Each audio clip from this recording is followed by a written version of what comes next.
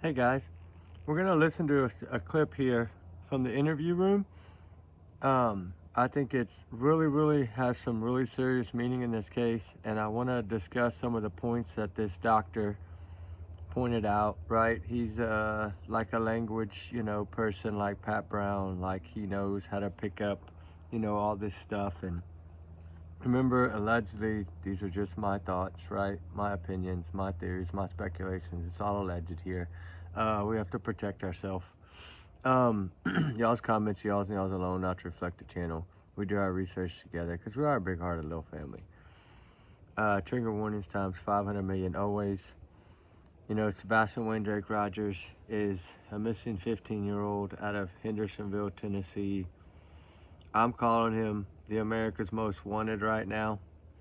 America's Most Wanted. Tennessee's Most Wanted, right? Tennessee's Most Wanted. Wanted for the truth and to be found. That's what we need. We don't need Mullet Man and Mrs. Mop Your Mom. We don't need none of that, right? We don't need that. They can go on to their barbecue place and eat a few ribs. Gain a few more pounds. They can do whatever they want since their child was so skinny. It's truly heartbreaking. But there's some things that I want to go over and discuss in this case. He was last seen on February 25th, 2024, leaving the roadhouse around 6:25 p.m. with his mother, Katie Lynn Payne Proudfoot. He has not been seen since. Where speculations are, did he even make it home? I've said that before. Was the flashlight Tinkerbell video a decoy? It's possible. Did they try to utilize that vehicle to say, look, this kid left on his own with someone? Was that a decoy? Was it really getting him out of the house? Did she get him out of the house that morning? Did he get out of the house? Did Christopher pick him up right after the roadhouse? Is that why she was so paranoid and looking around everywhere, trying to make sure she was on time? I don't know, but we're going to listen to about 15 or 20 minutes of this because I really want y'all to hear a few of these points. We won't listen to the whole 56 minutes. But it is an interview room with Chris, and then he has Dr. I think Steve or Steven on there. And he's an amazing man. He reminds me a lot of Peter Hyatt. He just has a little bit different personality, but he's cool. So we're going to get into that. But before we do, there's one thing that I really want to stress tonight, and that is the comment that CP made on that channel when he got on there all upset, and he said, why do people keep putting out, I'm tired of people putting out all these speculations and calling it all these tips that have nothing to do with anything. How did you know that they don't? How do you know that the tips are being called in aren't anything of value? You really know this, right? Because you know where this child is. That's my opinion, and I'm sticking to it. Christopher Proudfoot, I think, should be the #1 suspect. He has no alibi. So without an alibi, sorry, in my opinion, nah, you're done. But as we got the fire rolling, we're going to sit here and play a little bit of this and listen to a little bit of this interview room. Shout out to them for doing this, breaking it down. I love any kind of, y'all know me, Pat Brown, any of them that break this down, I love it, right? Profilers. CP, all right. Hope y'all get into this. And that way folks don't get my name and his name mixed up. Good. Thank you for that. Which is the same name. And that was changing from the chat. All right, you want me to keep moving, brother? Just go, yeah. All right, here we go. I had a milk coffee. Not anymore. I know more about keeping hope alive. I'm sure it's in there somewhere. Oh, yeah. It's gonna come home. He's gonna walk through that door. And the street will be flooded again with family, relatives, all waiting to hug and But he's shaking his head no, right, while he's doing that. Come on. Boys gonna have Ooh, more look at that friends than he fire. knows It's what to do rolling, with when he baby. comes home. I love it. I need the light. So, hold up right there before we get into the next part. It's interesting that interviewer, she's the one that she sensed that something was wrong. You can tell, and she introduced. Well, how about keeping hope alive? I'm sure that's in there somewhere, isn't it? And she wants to hear that. She's, as an interviewer, as working for the news, I'm sure she's interviewed a lot of different people and watched a lot of interviews, and she knows knows what comes out of the mouth of a parent whose child is missing. She's wanting to hear certain things, and she didn't hear it, and so I'm sure she's helping him out here, and it couldn't come out. Mom couldn't get it out of her mouth. Again, why aren't we hearing that type of language out of her mouth? It's void. She's void of it. Yet at different times, we're going to see during this interview that she's very teary-eyed and she's sad, and I believe that she is. I believe that they're real tears. Chris, you and I have both seen fake tears in interviews many times, and the fake emotion and whatnot. I think the mom is sad here. It doesn't speak to being sad. Doesn't speak to innocence or guilt. It's just she is sad at this situation. Grieving, but sad. Why are you grieving? She really was concerned about Sebastian. Those words about him would be coming out. She wouldn't be focused on herself. And so this indicates to me that she is more in a mode of self-preservation than anything. So I'm going to see how she does throughout the rest of the interview. And hopefully, I want to hear it change. I don't want to see at the end that she's went through this whole thing in self-preservation mode. I would like to see it change to where she's expressing more concern about Sebastian. Okay, so I'm going to back up just for a second. Probably a possum or so something. the audience can hear those points that you just made. And I agree with them. Agree with you 1,000%. And that sadness also could be, it doesn't necessarily mean, it's sadness towards the totality of the circumstances. It could be sadness that, if there's some type of jeopardy there, that this is kind of a release of that stress, and that's where also the soothing of the rocking back and forth comes into this as well. So I'm going to back up just for a second, listen to how this unfolded.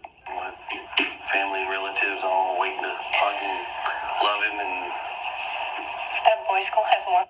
Now, the interesting part there is he keeps shaking his head no. Can you just walk us through that night? We were out and about that day. They're breaking down that Chronicles Olivia. He got home. Everything was pretty normal. He was playing in his room. When I told him to go to bed, he did.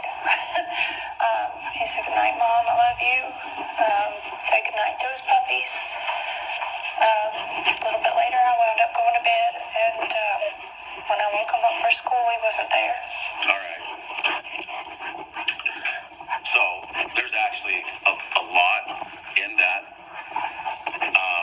She doesn't realize she actually skipped over. I mean, she described that day and evening very succinctly, but skipping over a lot of information. What they did that day, other conversations. She didn't say a whole lot, but from in my perspective, what she did say was actually pretty revealing.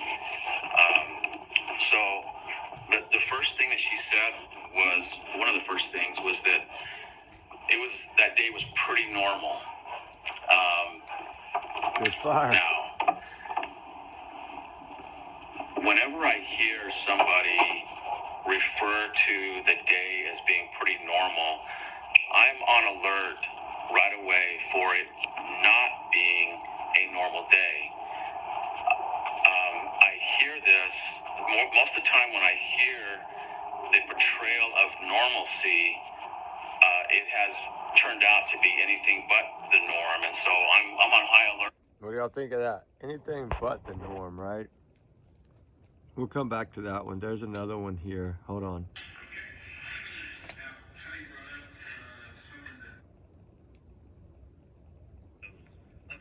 on here saying some foul stuff. I've got videos of everybody and their comments out here. But Trust me, what I'm bringing to you is not that I'm just pulling stuff out of the air. I understand. No. And Chris, I'm glad you cleared that up. That's a good... By the way, they didn't go for a month. Okay. They went for 2 weeks. My stepdad went on business. My mom went with him, but it's really nobody's business. Well, but Chris, let me, and please understand, I swear to God, I'm coming from a place of understanding because I've been doing this for years, okay? Here's the thing. When you ask the public for help, they're going to look at everything and try and figure out what happened to Sebastian. And let me tell them. You know, we're going to be going over a lot. I forgot. Like interview room, Chronicles of Olivia, Web Sleuth, Duchess, all of them, right? Was there a reason? Did they take Sebastian with Educational purposes only. Shout out to all these channels. They're amazing. Go check them out. So this lady, I need to find out what Web Sleuth's background is. And this is that deception detective guy. He was breaking it down too with his deck of cards. She's keeping a level head. Hold on. Of Seth on here. Been a red flag statement. Rather than That don't mean anything. Here it is. Thinking outside of the box does nothing but cause speculation. And it causes people to call in tips that don't mean anything. this is another red flag statement. How do you know that those tips that are being called in don't mean anything? That's what I want to know. You must know more than us. They're going to ask them for their phones and everything. Oh, that's Pat Brown. Hold on, let me get to towards the end of Pat Brown. If something happened to Sebastian at 8 o'clock at night, 9 o'clock at night, 10 o'clock at night, whatever, she's been saying he went to bed at 9. But if he went to work at 9, it doesn't mean that he couldn't have left with Sebastian in his vehicle. See that? And I mean, you know, there's some of this stuff was put out a long time back, right? I can possibly be to her. If she don't find a way to fix it, I promise her I am not going to be so god pleasant when I see her. Okay. Woo! See all his threats. I hope these people take this serious. I don't really have to listen to their opinion. No, you don't. I'm trying to get back to that one from that morning that we played. Remember, it was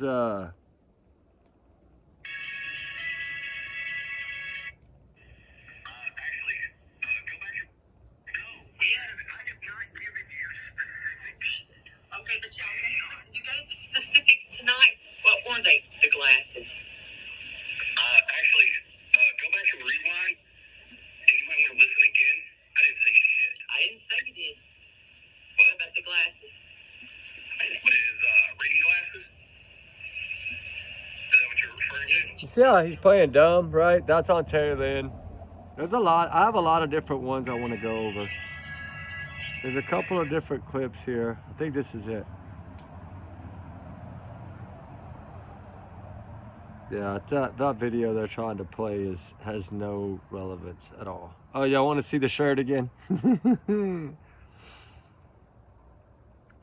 I'm a bully and I beat on kids with autism. What about now? Cat got your tongue? Because I This don't is like the that. best one to me, You're one of the pretty best bold ones. when nobody's questioning you. But what about now? I want to hear your analysis. This is Nancy Here's Grace. my problem. Their statements. You've got inconsistencies. As soon as somebody changes their story at all, they should become the focus. Period. Mom has said different things.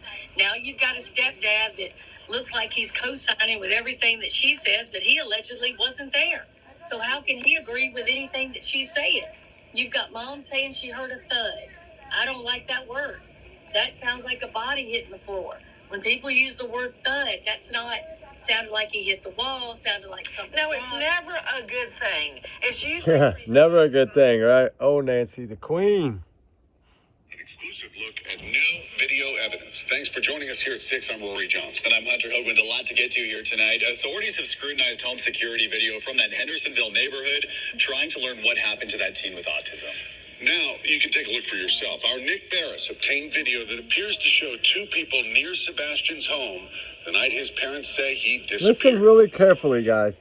The video you're about to see is from early Monday morning, February 26th, around 3:10 a.m. Now, there are no street lights in the Stafford Court neighborhood, so it is at night, pitch black. What you will see here are these 2 points of light believed to be people with flashlights in the area around Sebastian Rogers' Hendersonville home. It is believed Sebastian left his home barefoot and with a flashlight sometime overnight. Since his disappearance, authorities have reviewed security video from homes in the neighborhood looking for clues. We've had several clips that have come in, and this one is getting the most attention, showing signs of activity around Sebastian's home the night he disappeared. You see 2 light sources, which we've circled to help you follow. For point of reference, the security camera was pointed toward the back of Sebastian's home in a common area. In the video, you see subject 1 with a light source in the lower right-hand corner. Then you see subject 2 briefly appear and move toward the first before that light source is covered or obscured by bushes. Subject 1, a few seconds later, then moves out of frame. Then, subject 2 reappears and follows subject 1 off screen. It's a short time later, and it's very vague, but then you see one of the subjects moving quickly back through the common area, and that is it. I know, there's not much to see here. You certainly cannot identify anyone, but those close to the investigation tell me the mere fact that there is now evidence that someone is in the area around Sebastian's home is significant. This video shows suspicious activity in the immediate area the night Sebastian disappeared. Could one of these subjects have been Sebastian? Did he meet and leave with someone? Sebastian's father says his son would not go with a stranger. Okay, think about that. What happened to subject 1? Right? We never really talk about that because it's always about the one running back. What happened to the other one? If it was behind some bushes and it was behind that gazebo, or was it past that gazebo, right? And how come that one was never seen again? Right? That's the one that got back in the vehicle and drove off. Katie, I believe, ran back. Remember, allegedly, these are just my opinions, my thoughts, right? I'm entitled to them. I feel that she ran back to that house. Now, whether that was a stunt or a decoy or something to where she thought she turned her lamp off and wouldn't be seen coming back, that's what I think happened. But let's say, for instance, that this was just all a decoy, right? We've talked about it before. Was it a decoy, right? Was it truly a decoy? We're gonna have fire tonight. That's what I'm wondering, right? Was it a decoy? Because if we go back and look at some of the things they have told us about the back door being the biggest thing to me, and that's what I've always thought, because that Tinkerbell light clearly comes back to that back door, right? It came from that backyard and it went back to that backyard. And so that's always going to have relevance to me, because why? Because law enforcement's never put out that video. Never. Not even 1 second of it. So tell me that don't mean something. It means something. I'm going to try something I normally don't do, but I want to play this. What do you believe happened to Sebastian?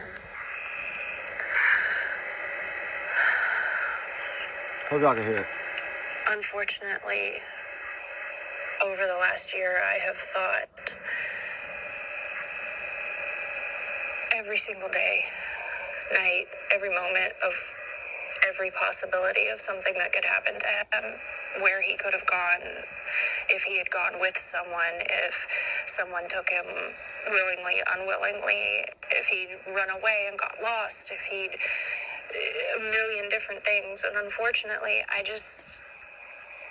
don't know. Don't know. But why would you say somebody took him willingly? And why would Melissa say that she thinks he fell asleep in a car? Right? I mean, come on. Right? That's pretty crazy, ain't it? We're going to get back to this one a little bit real quick, guys. Jumping ahead maybe a little bit, but as I watched this interview, I made a note at the end of it. I'm making all my notes, and I made a note at the end that throughout the interview, I saw Mom and CP, stepdad, spending more of their time and emotion or energy portraying themselves as victims rather than concern over the actual victim, who is their 15-year-old autistic son. And I think that part of this breathing thing that I'm seeing here is that it's a portrayal of the emotion, how difficult it is. But I think that it's also combined with nervousness. She's obviously nervous about this. I would be, but what I want to hear is if it's actually, if she's feeling nervous or stressed about her son being gone, I should be hearing, all of us should be hearing the words that correspond to that. We're not hearing that. And so it has to be something else.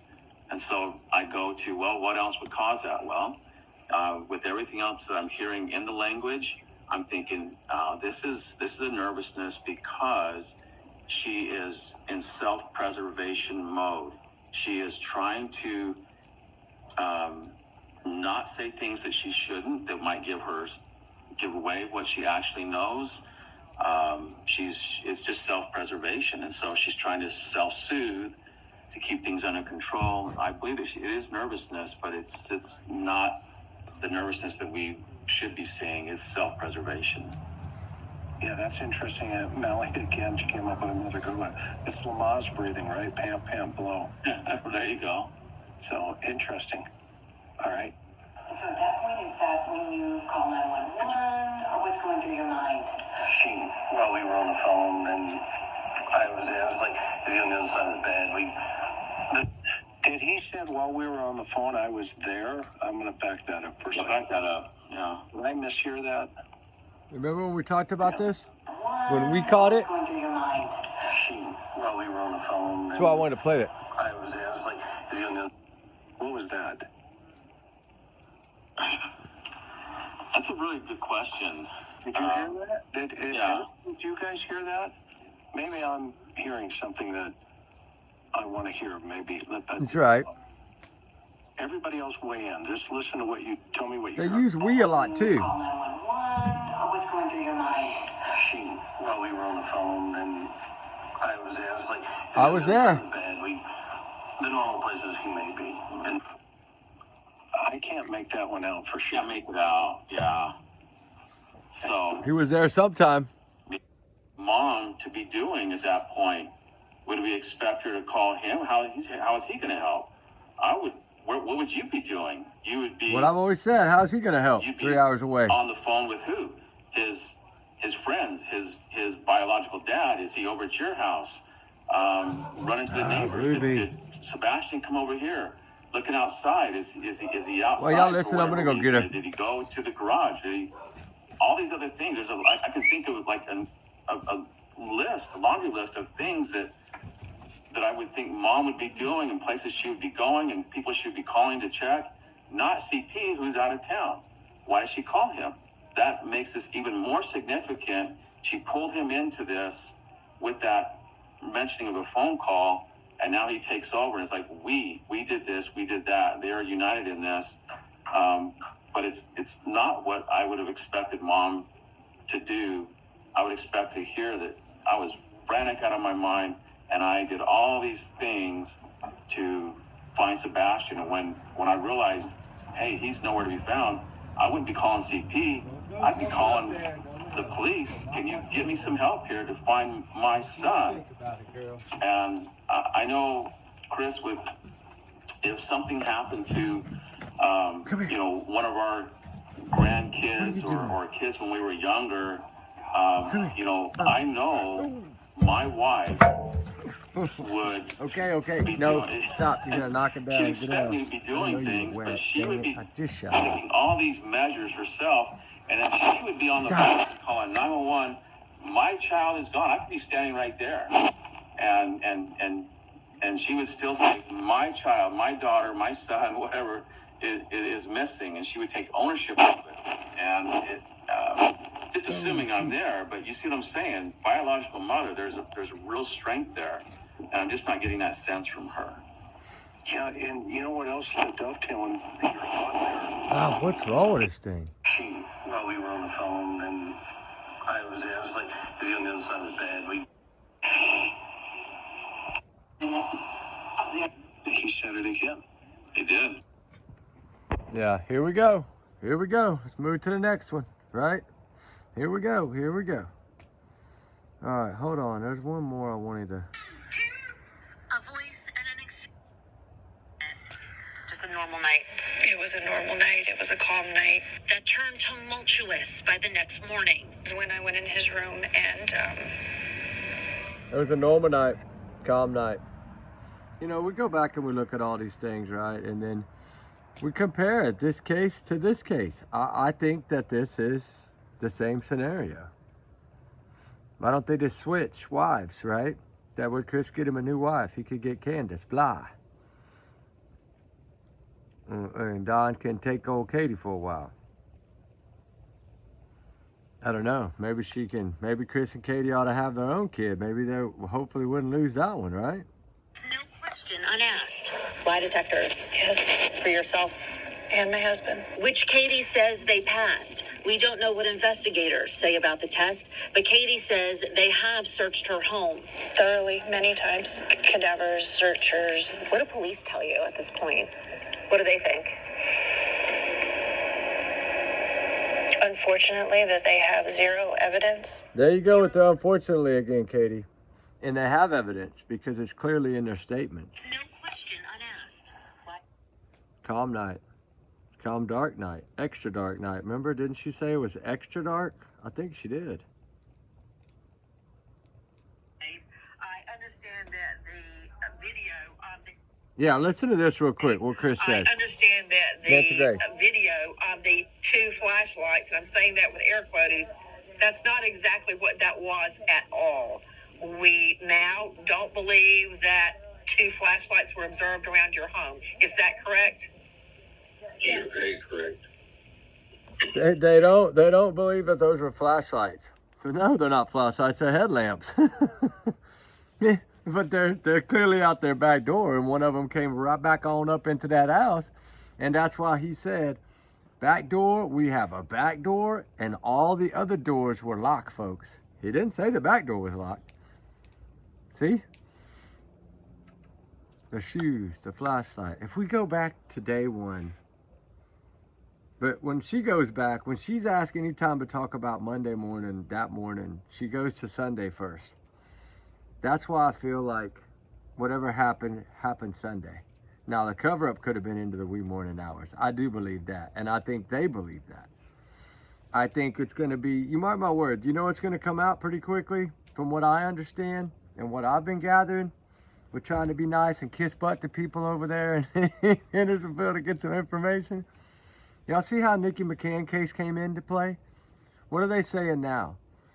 That they don't know, they want to see all these different parts of the red truck, right? The mystery truck, right? And now they're trying to say, was it part of the cover-up? Was it part of the pickup? Was it what?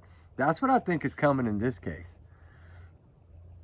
I think the house being so clean, the shoes when they were at the front door, and you're telling us he walked out the front door. Don't you think the law enforcement didn't think about Seth saying he'd have never went outside without shoes? Don't you think they think, well, his shoes are right here at the front door. You're telling me he walked right past his shoes to go outside and run away? We go back to the beginning. What did law enforcement tell us? There's no proof that this young man left at home on his own. We got to go by that, guys. I'm sorry, I do. Because I feel that little Sebastian, Wayne Drake Rogers, favorite color's green, Autism Awareness Month. Where's this young man? We need to find the truth to find him. But, you know, some of these things that Proudfoot's been saying about those tips, right? Calling in tips that don't mean nothing. How do you know this? You don't. Just like he said in December, around what was it, December 7th, I believe, when he made that statement that Y'all don't know what it's like to grieve. Y'all don't know. Everybody grieves differently, right? Kind of like he always says, every autistic person is different. Now he's saying everybody grieves different.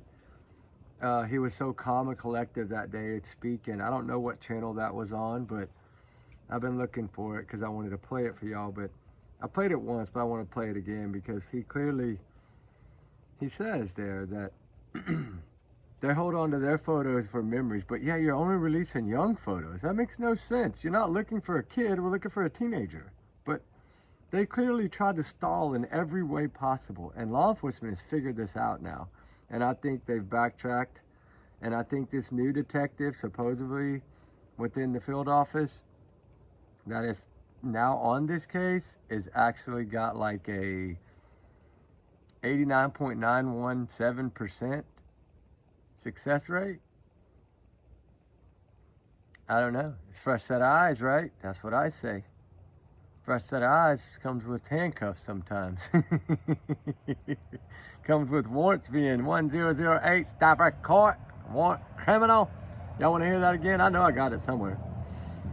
And I have that one where they played that morning that I think is so interesting because they're communicating with each other through that whole entire morning, like all the sheriffs, right? They're all talking to each other and communicating. I'm trying to find it because I know it's only like 12 seconds long or 27 seconds long. Sebastian is listening. If Sebastian is listening. Oh, I want to go back to that one for sure, so hold on. I just got to find this one.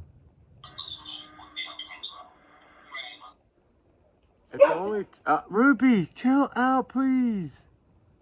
I don't know what your problem... Oh, here it is.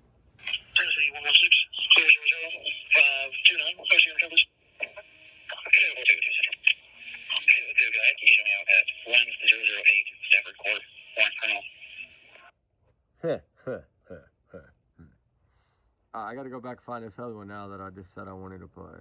Is it this one?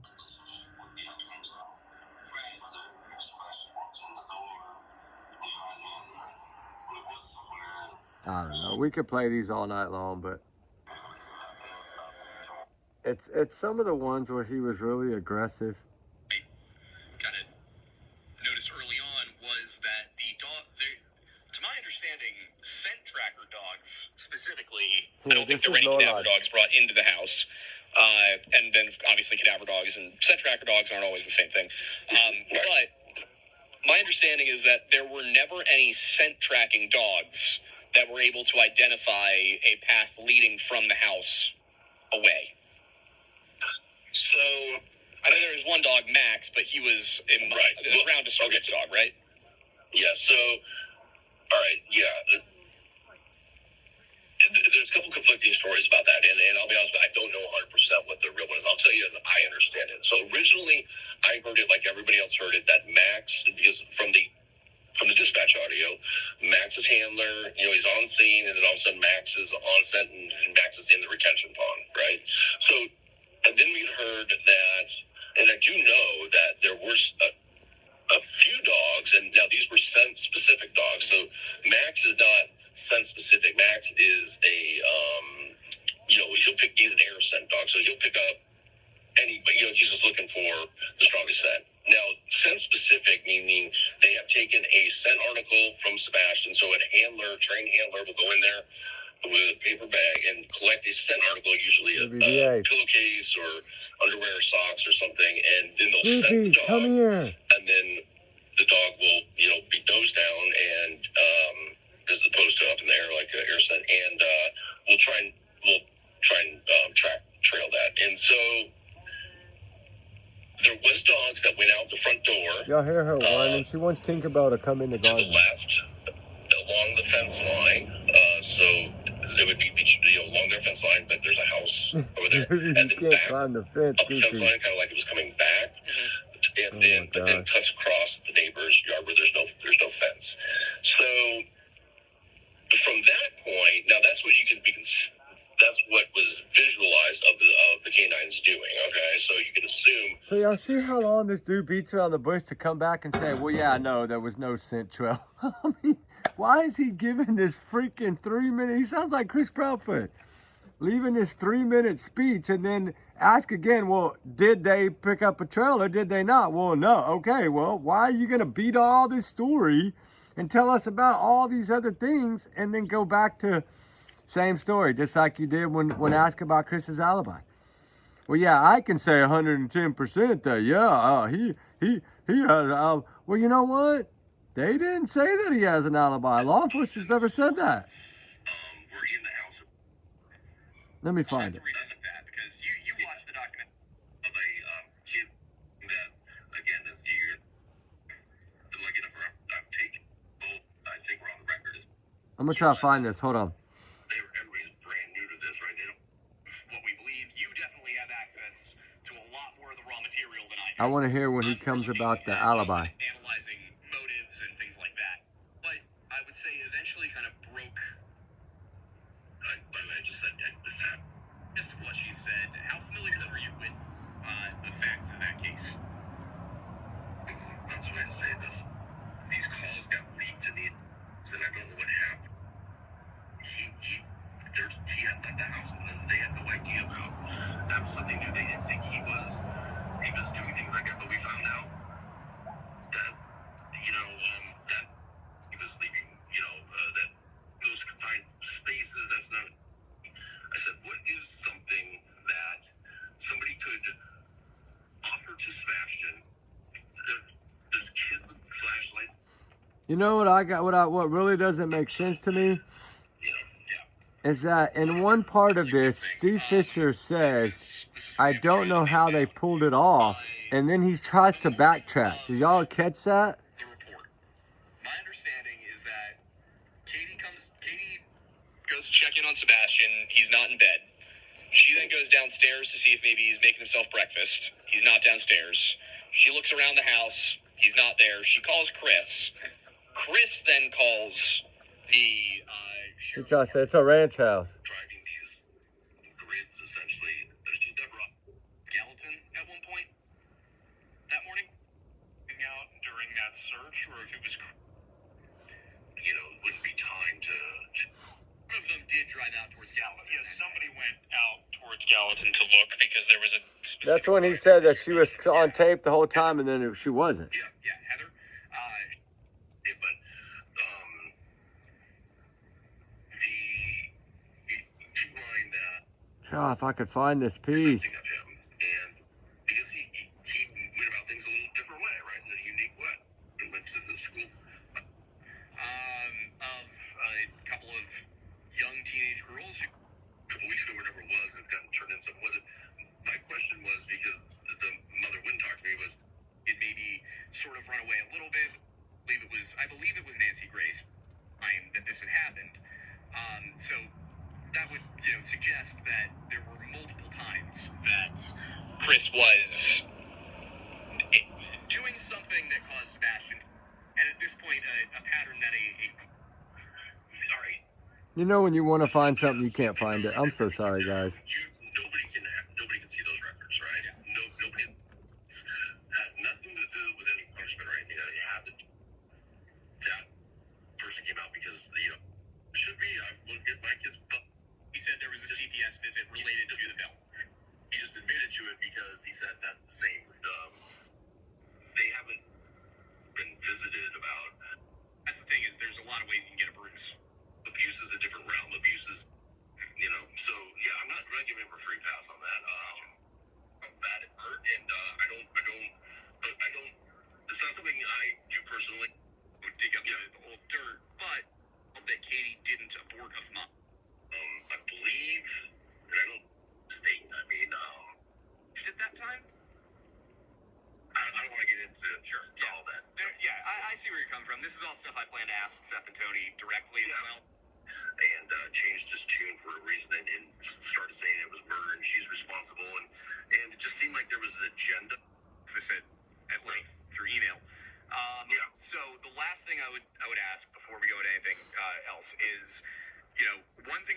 some hullabaloo about is, for example, Nina Gomez says that she was under the impression that there were cameras inside of the Proudfoot home. But if you look at the interviews they did, they won't really answer the question, Katie and Chris. They keep avoiding it. I think later on they said that there weren't cameras, but early in the case, they were cagey. They wouldn't say where there were and weren't cameras. See, Nina said that they had cameras because of the court. I think Brink's not AT. I'm sorry, whatever it was, yeah. We have a, and if they did, I mean, I think we would. Was not actually allowed. It was the second, but it was the day that, it was the last time you saw Sebastian too, because Seth was there, Right. picking up Sebastian. So I don't know if the second falls private. Got it. Do we have any audience question? Seth was there. Right. Was the last time he was there. I can't find it. You know, when you want to find it, you just can't. In Everdogs and The sheriff's department or county dispatch, correct? yeah, so there's not a it's not downstairs. It's a like ranch style house. Well, So understanding was that she searches around looking for Sebastian, correct? yes, we'll say that because of the placement of the various cameras, and there not being that many streets in that development, you can see her like driving these. Wouldn't be time to. That's the documentary we did earlier. Did it mention it? Yeah, I feel like it will need Kids, so maybe they went. Listen, I don't know. They just actually rode around searching together on several hours. Well, she. I mean, it says. I think. About the question that I think is important because it's definitely come up many times. And I struggled a law enforcement source on, but I was able to find news media, private investigators. I think Seth's private investigator, Heather. Yeah, Heather. Listen to this she had question. said that she confirmed Chris was in Memphis that entire night, but I was unable to find a law enforcement source confirming that. Has law enforcement established that Chris Proudfoot was in Memphis the whole night? Listen to what he says. Yes, and I mean, and that is something that, again, you're gonna have to kind of have some trust in because they're not gonna come out and say it, but keep in mind that there's cameras. So the project he's working on is a multi-billion-dollar project, right? So there's cameras there. There's cameras at his campground where because he stays in a trailer while he's at work. There's cameras there, and there's YouTubers that are watching this right now that know there's cameras there because they've been caught on those cameras and they know it. Snooping around, and the owners of the campground area that have those cameras have confirmed they turned that over to the FBI. I believe it was FBI or TBI, and some other things are that his vehicle, Chris's vehicle's Wi-Fi enabled. It also has OnStar. Those are all things that and their phones. So people that watched the Murdoch trial, which I didn't. See how he's going on and on? I did watch the part when the testimony about the Cellbrite analysis, and it's incredible what they can do with the Cellbrite analysis. And I've been lucky enough, I've taken some courses through Cellbrite, and it's shocking, and so immediately, and Seth's too, they went and collected everybody's electronics, and they cloned those. And they ran Cellbrites on them, so they know exactly where the devices were. They know where the vehicles were. They see them on surveillance. So if Chris had said that he was in Memphis at the job site, and they found out he wasn't, he'd be arrested by now. Because even if they said he had nothing to do with it, lying to the FBI, and the FBI did question about that. Lying to the FBI itself is a crime. You don't have to be. So, so I'm 110% confident that he was there. And then, like you said, even it's Seth's own private investigators, both of them, because they weren't hired at the same time, right. But they both, I think, were on the record as saying that he was at work. But okay, so just to be clear about it, has any law enforcement source told you that they have confirmed he was in Memphis the whole night? Told me directly, no. Okay, no. I'm just trying to make sure There that we you know go. what Took 5 minutes. stage each information came from. Because at one point, Chris did say, I believe it was during his during one of the custody hearings, he told a New Mexico court that he had been cleared, which was not true. See, I told y'all this. Yeah. He did put in writing that he had been cleared by the authorities in Tennessee, and that was not a true statement. He also said it in like 3 different interviews. Yeah, and in like 3 different interviews, which is another reason that this has bugged me. Yeah. And I do agree with you that that's not a correct statement, because I've never worked a case where law enforcement is going to, they don't just hand out clear passes, Yeah. They just don't do it because it'll come back to bite them in the ass. But they gotta They know clear somebody people all the 100% time. not responsible. but they still have no reason to say, okay, yeah, here, it's like giving them a pass for some reason. So the only time I've only seen it happen one time in my career, and that was during the Ty Rodney case, and that was because this minor was just getting absolutely dragged. And but in this case, A lot of them have been cleared. It was probably just, keep in mind that everybody's brand new to this, right? They don't know and to use that word, Seth's mom even used that word about Chris and Katie. Said, hey, TBI said that they were clear.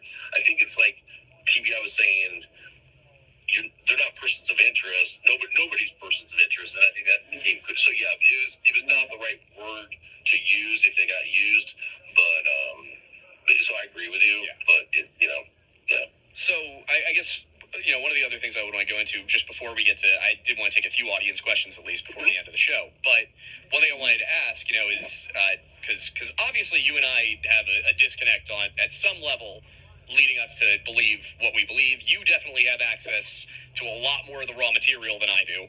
I'm more looking at, and analyzing motives and things like that. Because that's usually what I'm ending up doing is I come into something that's been a cold case for 30 years and I go, all right, what could have been missed? Because obviously at the time, the investigators aren't going to know everything. And you might look back and go, well, how the hell did you miss this?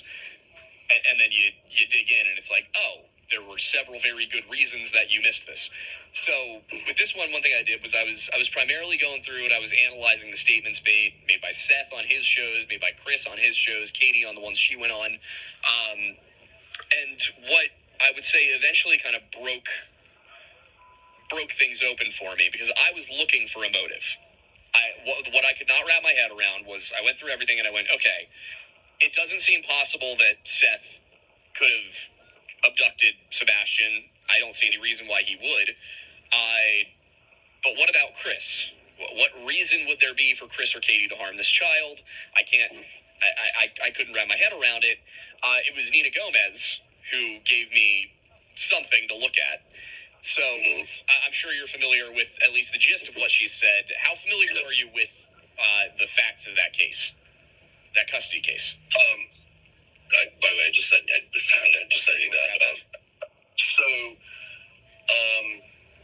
I'm familiar enough with it that I need to see if I felt that it had any bearing in this case, and so I do know about it. I know you think it's relevant, and I'm not telling you that you shouldn't think that way. I don't believe it's relevant. I believe that that's the way to say this.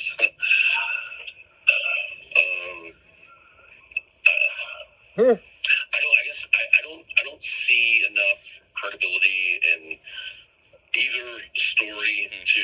You see how either he's asking you a question. Just answer the damn question. It's simple. Why do they not want to give yes or no's? I think Chris has drilled this man so much for that 15 grand that he's scared to say anything. And he did say in there at one point that, hey, if Chris would have lied about that, he would have been arrested. Well, why would he have been arrested just for telling a lie? He's told plenty of lies. None of it makes sense, right? None of it makes sense. But it will. It's going to make sense, right? We're going to get some answers for this young man. I feel in my heart we're going to get some answers for this young man. And it's going to be truly a blessing, right? Sebastian, Wayne, Jake Rogers will get some answers. I see you, boo. I see you. But please don't knock me down. All right. Anyway, she's ready for bed. I know it. She's tired. We had a long day. We just got back actually to town. We've been gone for like 35 hours, guys. Sorry. And hey, those other videos are still loading. I don't know what's going on. I got a 2-hour and a 3-hour still loading. And this one, I don't know how long it'll take, but we're going to do our best to get it out to y'all tonight. We'll come back tomorrow and do some more. We're going to take y'all with us tomorrow on a ground search. So y'all get ready for that. You know, I just wanted to come on and play a few of these clips for y'all guys and just keep it refresher, right? Keep everything refreshing. I've done some checking on the Kanachi case. There's nothing. I got a thing on the Delphi. I finally got it put together for my part 1. I'm going to do that probably after this one and get it out. And then I got one on Matty Soto and then Summer Wells, of course. Some information that I've dug up and found on Summer Wells, some clips that I want to play that we're going to go over. So we got a lot coming up. Suzanne Simpson, I want to talk a little bit about that. Some of these other cases as well too.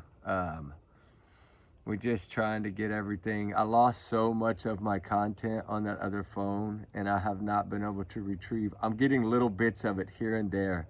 But some of these 3-hour videos that I was waiting to load, oh my gosh, I'm trying to recover them, but that one is only at like 1 hour and 10 minutes, so it's still got all this time to load, and it's been since yesterday. So it's taken a while to retrieve it all, and that may be why they're slow at loading, I don't know. But I was able to retrieve about 4 of the search videos from that flood, so I'm going to start loading them as well. I'm going to reset my studio and then start loading them and see if that helps, but this newer phone, I don't know, maybe it's just, you know, going to take it a bit for everything to finish uploading to this new phone. And I think every time I pull it away from the computer inside, you know, and the Wi-Fi, that I think it's probably not good. It's probably not, because it's probably not able to load anything up, but it's okay. I wanted to come on and do this for y'all tonight. We did one, not last night, but the night before, and that one was 2 hours on Sebastian Rogers. Had a lot of good stuff about the dog.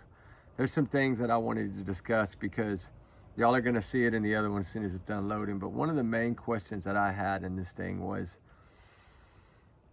that particular clip that they're trying to use, right? With the man walking his dog. Y'all know me. Y'all been around Ruby and me plenty of times. When somebody gets 400 or 500 feet, sometimes even 600-700 feet, sometimes a couple hundred yards away, she'll start barking, right, to let me know they're there and to let them people know, hey. Then she comes over by me and stands, right? That's what dogs do. They alert us, right? Y'all all, any dog owners know this. If you're walking your dog and somebody comes up or comes out or somewhere or comes around a corner, they're going to bark. It's just what dogs do to protect us, right? So why is nobody clarifying this, right? In my opinion, that man was walking his dog. If somebody would have been running up and hiding behind a car that close to that man, for one, the dog would have smelled him. And little dogs bark way more than big dogs. That little dog would have started barking. So I think they need to pick another video, get rid of the one that's already been debunked by law enforcement, FBI, Secret Service, federal agencies, all these agencies that you talk about, Chris Proudfoot. They've all vetted that video.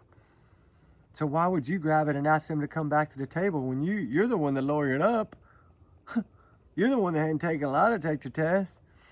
Your wife's taken one, but no way that they told her she passed in the same day. Look at Seth, it took 2 or 3 weeks to grade that. Those are not done that quickly. It would have taken a week or so. They talked after day 8. I mean, come on. Who's to say? I mean, I'm sure I don't even know if she took one, to be honest, but she's a compulsive liar. So if she did, she could have passed. But I don't think they would have told her so quickly. Usually when that happens, when you go back and do research and you see people that are told they passed a lie detector test and the first day they took it, 8 times out of 10, and not saying that this is going to happen, but 8 times out of 10, they had failed the test and they later on are arrested. One, it took 3 years to get arrested, but I'm just letting you know this. Usually when they come out and tell you passed that quickly, it's BS. But it's okay because they can do that. They can do whatever the heck they want to do. But if people would think about it, look how long it took Seth to get graded. It doesn't happen overnight like that. So that, I mean, yeah, they can tell her whatever they want to tell her, whatever they're going to tell her, whatever they want to tell her to keep her, you know, from not running off, right? I mean, you know, I think she'd already lawyered up anyway by day 8 anyway. I think that's when everything changed. I think they lawyered up before they started speaking. I think that was part of their plan, was to lawyer up before they started talking on interviews. Because once they lawyered up, he started using that, trying to say he was cleared, right? And I told y'all about that New Mexico thing months and months and months ago, right? Remember, like 4 months ago, I told y'all, and then to hear it on his lower line, to see that he was able to dig it up too, was amazing. That's why I was really like so excited when I heard him say that. I was like, I'm not the only one. Because I had found out, because I had been emailing the New Mexico courts, and some people that I know in New Mexico, I actually have family in New Mexico, actually right there, right down the road from where this is all happening. So I had some people there that I know, family and some friends that I know there. So I reached out and asked them if they could do a little research for me, and of course they did. And that's when I found out that he had made a false statement and signed and put it down on paper and signed it under oath saying he was cleared by the Tennessee law enforcement, and he was not cleared. So that will come back and get you, because not only now did you allow that judge to think you were telling the truth because you put it down on paper and signed it, and then you allowed you to take your daughter for the summer when you already had a stepson missing. If he'd have known you were not cleared, you would have never got your daughter. So pretty much can say right now, from what I'm hearing through the grapevine, he's probably not ever going to get Faith again.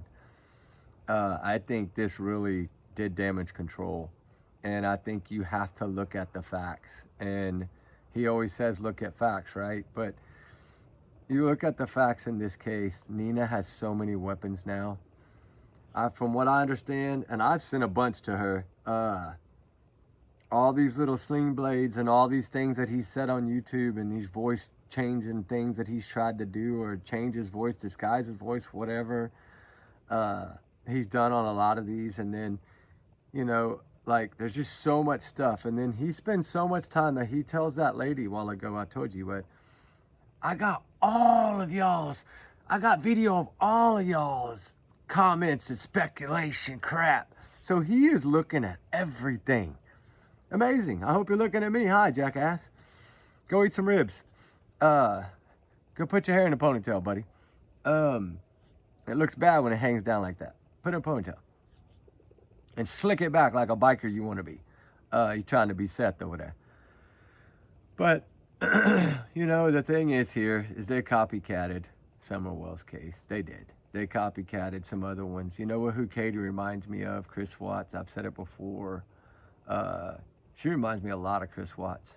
I think she could have been his sister, really. That's how close she reminds me of Chris Watts with her way of speaking.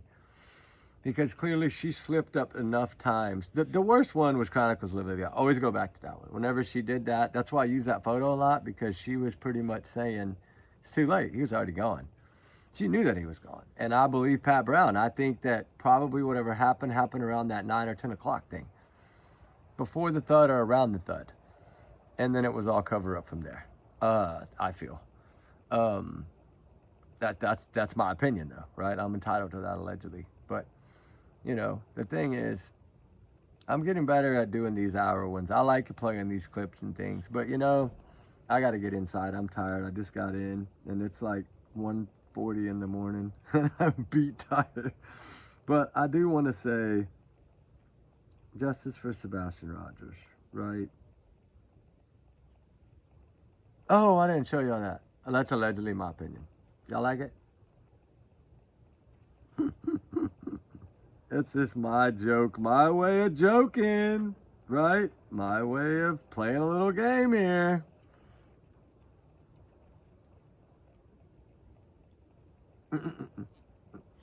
I was piddling it out, made a few of them while I was taking a break. I was like, oh, I gotta show these to them. You know, it's just me being silly, but it's just alleged, right? But you know, these are the types of pictures that they should have posted for us, right? These here. When he's older. so we can see, understand, why did they give us all these baby pictures? We're going to talk about that a little later tomorrow, probably in the morning. Actually, I'm going to start doing videos probably around 6 o'clock in the morning, because we're going to get out early tomorrow and get searching. I know, Ruby, you're ready to go to bed, and we got to get up in about 4 hours, so I got to get out of here. But anyway, y'all have an amazing night. Have a blessed night. We love all y'all guys so much. Sorry we haven't got anything out. Everything is loading now. I got everything on a new phone, so I got 16 videos right now that I'm trying to load. But I can only do like 4 or 5 at a time, but I'm scared I'm going to overload. So please, guys, be patient. I will get them all out to y'all. I got one on Kanachi, Nikki McCann, Suzanne Simpson, Summer Wells, Delphi, part 2. I still need to do part 1. But part 2, I played 40 minutes of some interrogation interviews that I really am nervous about, because it really shocked me in that case how he seemed so like, no, I'm not going to say something about it. And then it all flipped, right? He lost all that weight. He was kept and treated so poorly. Yes, if he was 100% guilty and they had 100% better proof, if they had some DNA evidence at least, and something besides a bullet case, and I would say, yeah, I'd lock him down. But they're not even locking Brian Kohlberger down like that.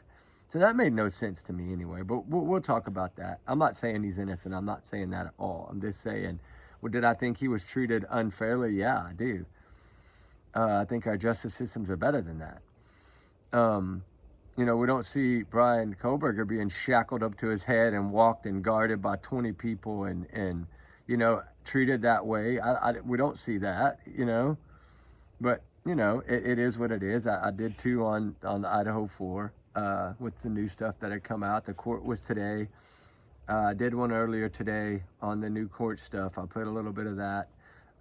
It's loading now too. So it's as they get ready, I'll just start dropping them all in a row. So it's going to be a little overload like it was last time, because they took so long to load. But I'm figuring this out. I'm sorry, I'm slow, but we spend a lot of our time searching when I'm not working.